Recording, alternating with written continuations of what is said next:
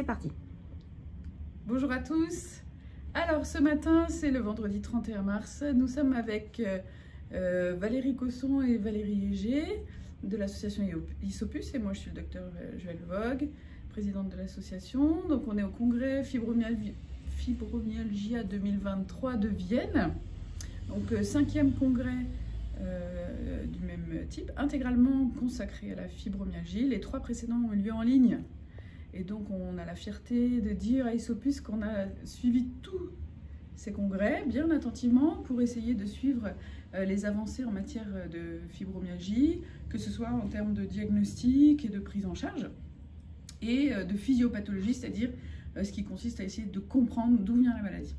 Voilà, donc aujourd'hui, c'est un peu compliqué pour nous en termes de timing de vous faire les résumés de tous les topos. On va essayer de le faire quand même pourtant, mais pour aujourd'hui, je vais juste vous résumer un petit peu le sentiment général que nous avons ici après cette première journée de congrès et aussi le résumé de la première présentation qui est toujours très intéressante. C'est Madame Georgie, la rhumatologue milanaise, qui fait le point sur 1 an de publication biographique sur la fibromyalgie et c'est vraiment toujours très intéressant parce qu'elle fait le point vraiment sur tous les aspects importants.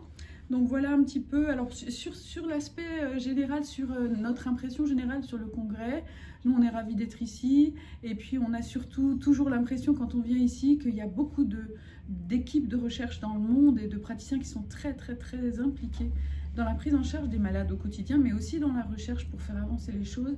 Et ça fait plaisir et on entend des praticiens, des professeurs dire voilà, ça c'est vraiment une lueur d'espoir pour tous ces patients finalement qui en bavent au quotidien et qu'on a envie d'aider.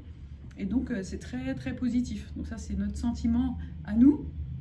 Et donc je vais essayer de vous résumer voilà, l'année de bibliographie dont on a entendu parler hier. Et donc elle a commencé par parler de la forme juvénile et donc avec l'impression quand même que la fibromyalgie est diagnostiquée de plus en plus tôt dans la vie. Et donc ça va un petit peu à l'encontre de ce qui nous a été dit lors du rapport de l'INSERM en 2020 où il nous était plutôt dit que bon, fallait pas trop parler de fibromyalgie chez l'enfant. Si les enfants ont mal, bon, faut aller regarder si les parents ont aussi mal. Bon, il y a toujours un peu de Freud derrière tout ça.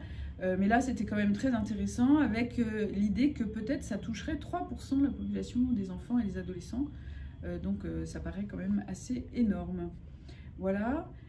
Ensuite, elle a parlé des facteurs prédisposants à la fibromyalgie et des comorbidités avec un aspect intéressant, c'est la préexistence d'une périodontite, c'est-à-dire les gens qui ont des problèmes de gencives et de maladies autour des dents, en fait, on aurait un risque relatif plus important de développer une fibromyalgie, notamment les hommes.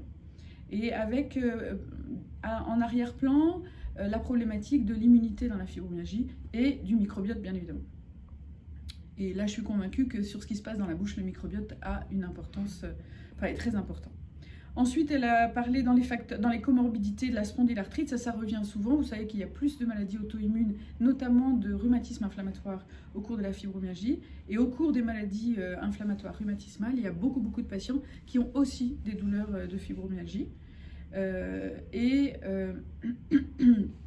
a souligné le fait de l'importance de diagnostiquer la spondylarthrite ankylosante, surtout chez les patients fibromyalgiques qui n'évoluaient pas bien, et donc de penser à la rechercher. Donc ça, c'est ce qu'on fait assez souvent quand même.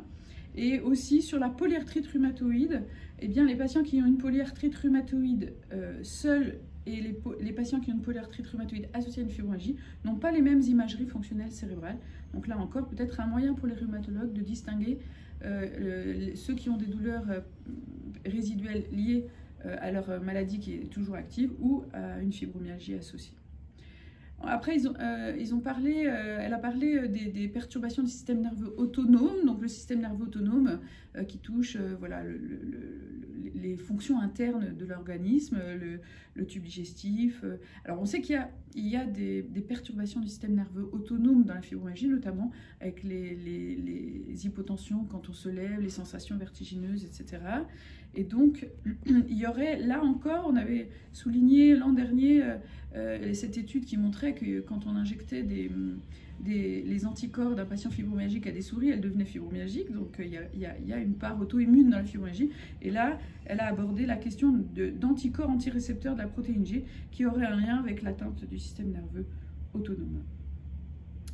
Elle a abordé aussi une méta-analyse, c'est-à-dire une méta-analyse, c'est une analyse de la littérature où on essaye de colliger toutes les études qui ont été faites sur un sujet pour en faire ressortir ce qui est important et ce qui a été finalement démontré. Et donc ça c'est intéressant puisque moi je milite pour le fait que fibromyalgie, syndrome de fatigue chronique, finalement même combat. En fait, il y aurait 47% de chevauchement entre les deux. C'est-à-dire que si vous prenez 100 fibromyalgie, vous en avez 47 qui ont aussi un syndrome de fatigue chronique, ou du moins qui remplissent les critères. Donc vous voyez, ça va dans le sens de ce que je vous disais. Et puis aussi un truc important, parce qu'on voit bien que les patients sont plus susceptibles aux infections. Et donc il y aurait quand même une petite baisse des immunoglobulines, donc des anticorps dans le sang de type A, des immunoglobulines A, avec un taux global qui serait diminué. Donc ça va dans le sens de ce qu'on constate aussi. Alors en termes thérapeutiques, elle a parlé d'études chez le rat de l'infliximab. En fait, on voit que les chercheurs vont chercher des molécules qui sont utilisées dans les rhumatismes inflammatoires pour voir si ça n'améliorerait pas la fibromyalgie. Et donc oui, il semble quand même que ça ait une efficacité, une certaine efficacité, mais pour l'instant, on en est aux études chez le rat, pour l'infliximab en tout cas. Donc elle a abordé aussi la question du cannabis. Et donc, c'est qu'en France, le cannabis n'est pas autorisé et seule la partie non récréative du cannabis est autorisée, c'est-à-dire le CBD. Et donc là, elle a abordé le fait que quand il y avait une petite dose de THC, donc ça c'est la molécule qui n'est pas autorisée en France, chez le rat en tout cas, ce serait bénéfique sur la douleur. Donc ça, on s'en doutait déjà un petit peu quand même.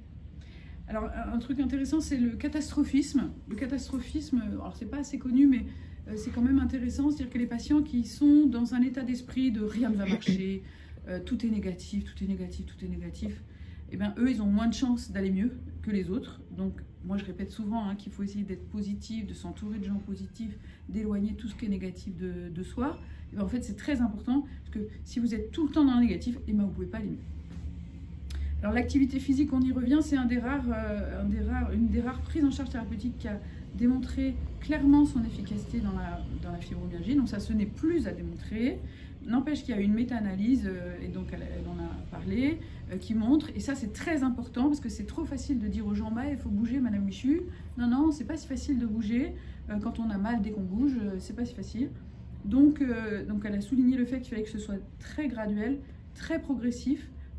Quand on fait une réadaptation à un fibromyalgique, c'est 30 à 60 minutes maximum la durée des exercices, et toujours en aérobie, c'est-à-dire sans dépasser les limites, les réserves énergétiques de notre muscle. Donc il faut vraiment s'écouter. Et donc quand je dis 30 à 60 minutes, les gens qui ne bougent plus depuis longtemps, qui sont très déconditionnés, c'est 5 minutes, on se repose et on augmente tout doucement chaque jour. Et on y va tout doucement. C'est vraiment aussi le niveau auquel on part, c'est vraiment très variable en fonction des gens.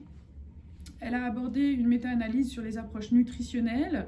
Donc il n'y a encore pas beaucoup d'études sur le gluten, hein. Ça c'est un petit peu mon dada, et vous savez que je milite pour le fait que c'est l'arrêt complet du gluten qui a vraiment un effet sur les douleurs. Il faut vraiment qu'il n'en reste pas.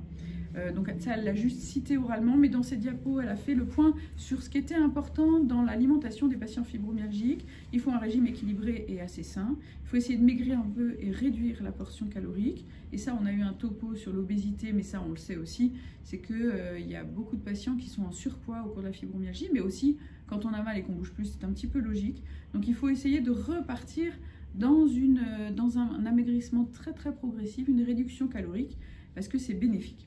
Il faut manger beaucoup de fibres, et en privilégiant les fibres qui ne fermentent pas trop. Moi, je vous conseille les courgettes et l'haricot vert. Et puis, réduire les produits industriels, ça, on ne le dit pas assez, mais alors, pain de mie et compagnie, non, il faut arrêter. Et puis, essayer de manger des protéines de bonne qualité. Alors ça, c'est pareil, à l'heure où les produits alimentaires sont très chers, les protéines, on n'est pas obligé d'en manger à chaque repas. On peut en manger qu'une fois par jour, c'est pas très grave. Parce que les besoins ne sont pas un gros steak par jour, hein, c'est 1 gramme par kilo de poids et par jour. Donc ça veut dire que quelqu'un qui pèse 70 kg, bah, c'est 70 grammes par jour. Donc vous voyez, ça ne fait pas beaucoup comme protéines. Et moi, je vous conseille les œufs, les poissons, le poulet. Ça, c'est bien toléré. Voilà. ou des protéines d'origine végétale d'ailleurs si vous voulez, mais elles fermentent un peu quand même dans l'intestin. Et puis les aliments riches en oxydants, en vitamines et minéraux, et dans les compléments en fait, parce qu'en fait on donne volontiers des compléments aux patients qui sont souvent carencés en vitamines. Les plus importants, donc elle a cité quand même les compléments utiles, et donc dans les compléments utiles il y a le magnésium, à la fois pour le stress, le fonctionnement musculaire, etc. Les multivitamines et minéraux, donc moi j'en prescris. Je vous conseille Supradyn Intensia, mais je fais pas de pub et j'ai pas de lien d'intérêt, et notamment parce que ça contient aussi du coenzyme Q10, qu'elle a cité également. La vitamine D est essentielle, il faut que tout le monde prenne de la vitamine D parce qu'elle est basse, les oméga 3, etc. Voilà, donc pour le gluten, elle l'a juste cité, mais c'était pas le sujet du jour. En pharmacologie, en fait, elle a cité des revues de la littérature pour essayer de voir, parce que vous savez qu'en France, aucun médicament n'a l'autorisation de mise sur le marché dans la fibromyalgie. Et elle a cité donc des revues intéressantes qui montrent quand même que l'aroxyle, donc la mitriptyline, c'est quand même un de ceux qui est le plus intéressant, que ce soit sur la douleur ou sur le sommeil, et pas forcément à des fortes doses, hein, à des petites doses. Moi, je prescris volontiers quelques gouttes. Des fois, ça suffit, et après, ça dépend des gens, et des fois, il faut plus. Voilà, parce qu'il y a une étude qui a comparé les médicaments qui étaient autorisés par la Food and Drug Administration, donc l'autorité des médicaments américaine. Et donc, dans cette méta-analyse, ils ont essayé de faire le point sur l'efficacité des médicaments qui ont l'autorisation là-bas, dans l'indication fibromyalgie. Donc ils font tous quand même mieux que le placebo, que ce soit la prégabaline, la duloxétine, le laroxyle, etc. Mais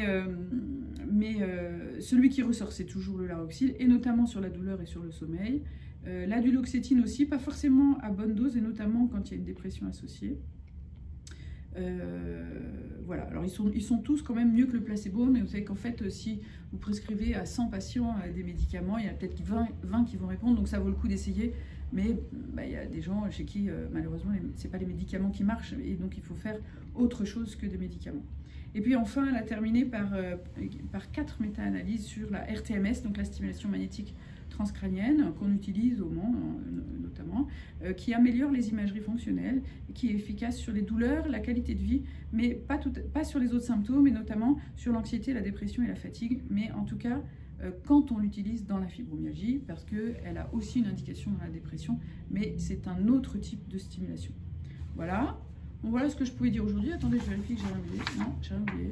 Voilà. Bon, on vous embrasse, et puis on va aller vite à notre deuxième journée pour pas être en retard. À plus tard.